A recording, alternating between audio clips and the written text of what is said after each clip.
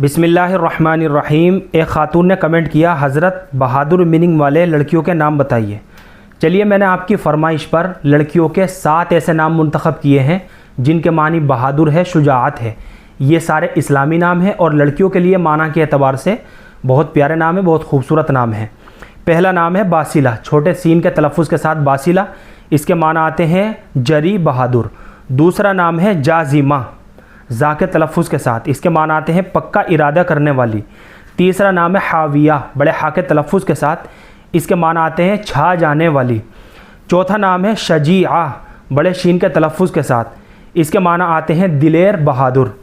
और अगला नाम है बाजिला, जाल के तलफ़ुज़ के साथ बाजिला, इसके माना भी दरिया दिल के हैं, बहादुर के हैं। और छठा नाम है बातिशा, आखिर में बड़े शीन के तलफ़ुज़ के साथ बातिशा, इसके माना है मजबूती से थामने वाली या पकड़ने वाली।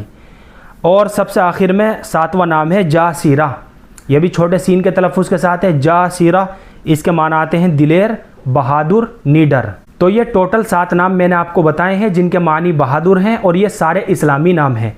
लिहाजा इन नामों में से जो नाम भी आपको पसंद हो आप अपनी बच्ची के लिए मुंतखब कर सकती हैं।